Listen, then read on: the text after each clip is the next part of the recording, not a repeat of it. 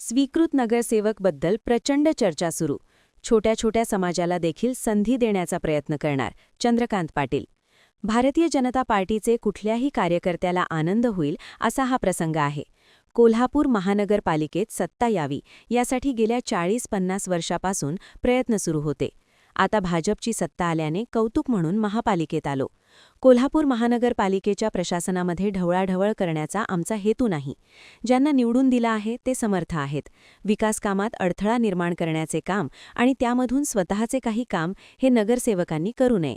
त्यांनी प्रशासनाला सहकार्य केलं पाहिजे. सगळ्याच शहरात स्वीकृत नगरसेवकबद्दल प्रचंड चर्चा सुरू झाली आहे. अनेक जणांनी इच्छा व्यक्त केली आहे. त्यामुळे अनेकांना संधी देण्यासाठी 1.25 वर्षाचा कार्यकाल निश्चित केले आहे. छोट्या छोट्या समाजाला देखील संधी देण्याचा प्रयत्न करणार आहोत, असे मंत्री चंद्रकांत पाटील यांनी सांगितले.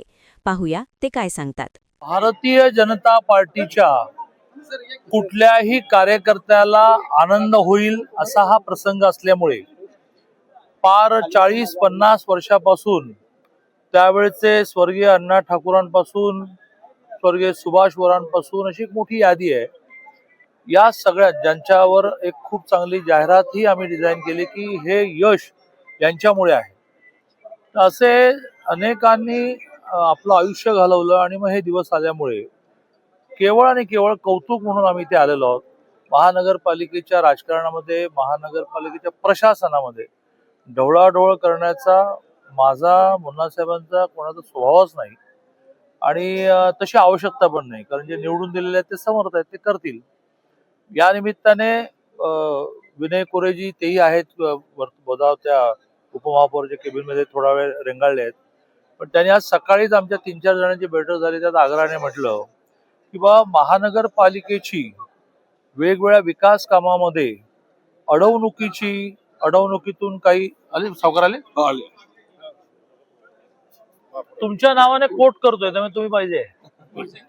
आज सकाळीच विनय कोरे सावकारांनी आम्हा नेत्यांना जे म्हटलं ते या निमित्ताने जाहीरपणे सांगतो की त्यांनी असं म्हटलं की विकास कामामध्ये अडथळे निर्माण करण्याचं काम आणि त्या अडथळ्यातून स्वतःचा काही लाभ मिळवून घेण्याचं काम हे नगरसेवकांनी करू नये.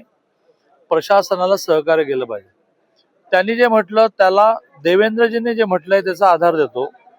राज्याची आर्थिक स्थिती हे दिवसेंदिवस उत्तम होत चालली. काही नवीन रिसोर्सेस आणि सोर्सेस दोन वेगळे शब्द आहेत. रिसोर्सेस म्हणजे काय तर गडचिरोली जिल्ह्यामध्ये आपल्याला स्टील सापडलं ज्यातून राज्याचा रेव्हेन्यू वाढेल. सोर्सेस म्हणजे काय तर काही फायनान्शियल इन्स्टिट्यूटने आपल्याला ट्राय पार्टी अग्रीमेंट करून कॉन्ट्रॅक्टरचं पेमेंट 6 महिन्यासाठी पे करणं याची तयारी दर्शवली की ज्या 6 महिन्यामध्ये कॉन्ट्रॅक्टरला बिल वेळेत मिळाल्यामुळे त्याने 10% इंटरेस्ट रेटने इंटरेस्ट भरायचा. 6 महिन्यापेक्षा जास्त वेळ लागला तर सरकारने भरायचा. 6 महिन्याच्या आतच त्या फायनान्शियल इन्स्टिट्यूटला पेमेंट करून टाकण्याचा सरकारने प्रयत्न करायचा. असे खूप मोठमोठे फायनान्शियल इन्स्टिट्यूशन्स आपल्याला अप्रोच झाल्यामुळे आणि ते आपल्या कर्ज परिभाषेत येत नसल्यामुळे, कारण ते पेमेंट त्यांनी कॉन्ट्रॅक्टरला गेलं. एका अर्थाने कॉन्ट्रॅक्टरने लोन काढलं, मग ते आपल्या बॅलन्स शीटला येत नाही. एकावरती सविस्तर मी मांडेन, देवेंद्रजींनाही मांडायला सांगेन. त्यामुळे